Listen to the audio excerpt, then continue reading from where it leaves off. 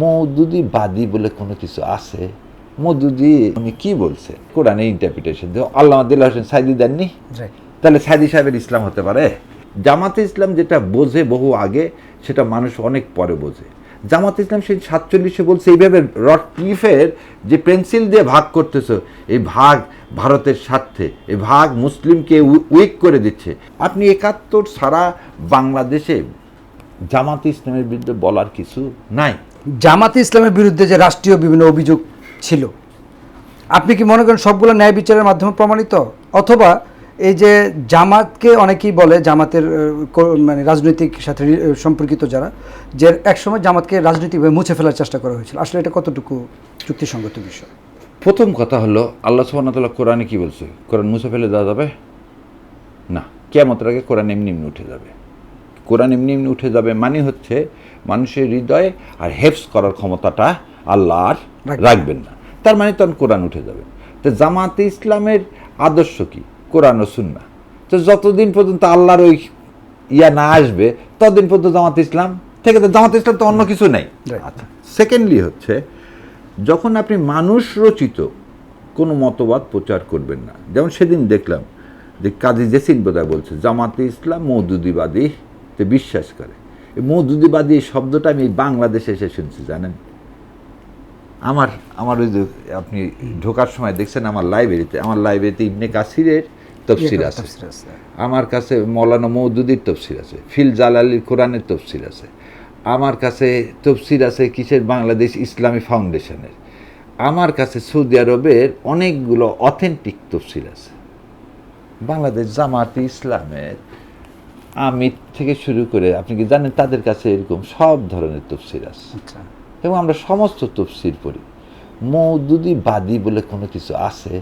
মওদুদি উনি কি বলছে?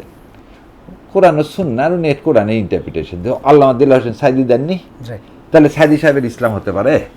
এই যে মিথ্যাচারটা কি? ইসলামী ফোবিয়া। শোনেন ভাই, আমি এক কথা বলছি, তাতে আমি বিতর্কিত। কি বলছি আমি? যে আল্লাহ বলছে মান দিনুকা, লাস্ট কোশ্চিনটা কবরে। তো ওপেন এক্সাম্পল। তো দিন কায়েম করার মানেটা কি? দিন কায়েম করার মানে হচ্ছে, যে দল চাবে রাষ্ট্র ব্যবস্থা, ইসলাম শাসন ব্যবস্থা কায়েম হবে, যে দল চাবে আল্লাহর উপর পূর্ণ আস্থা ও বিশ্বাস, যে দল চাবে কোরআন ও সুন্নাহ অনুযায়ী মানুষের প্রতি ইনসাফ করতে।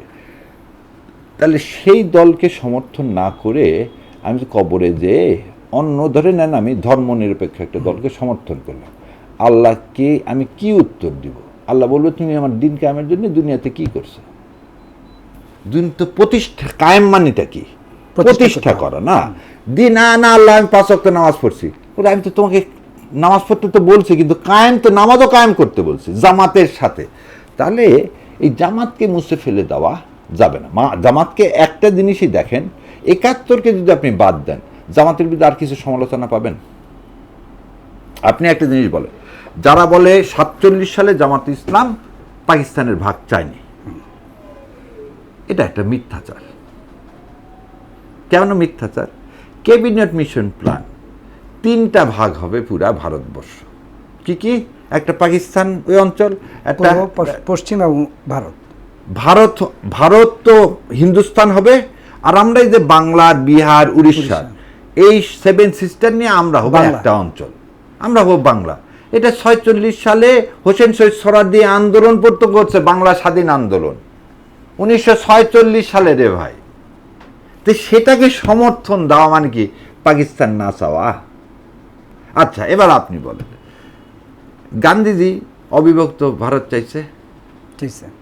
নেহরু অবিভক্ত ভারত চাইছে? তাহলে কি তারা দেশদ্রোহী?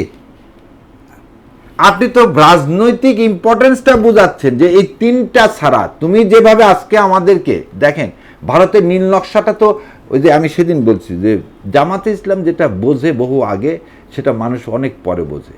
জামাতে ইসলাম সেই 47-এ বলছে এইভাবে রডক্লিফের যে পেন্সিল দিয়ে ভাগ করতেছ, এই ভাগ ভারতের স্বার্থে, এই ভাগ মুসলিমকে উইক করে দিচ্ছে, এই ভাগ কোনোদিন টিকতে পারে না। 1500 মাইল দূরে 2টা অঞ্চল, এটা কোনোদিন বাস্তব হতে পারে না। এবং তার আর একটা জিনিস বলছে, ভারতবর্ষে ফেডারেল সিস্টেম করো, আমেরিকার মতো সব স্টেটস করো, হয়েছে আজ পর্যন্ত ভারতে? ভারতের সব প্রভিন্স হয়ে আছে। আজ পর্যন্ত কি পশ্চিম বাংলা স্বাধীন রাষ্ট্র? তার কি আলাদা ক্ষমতা আছে? না।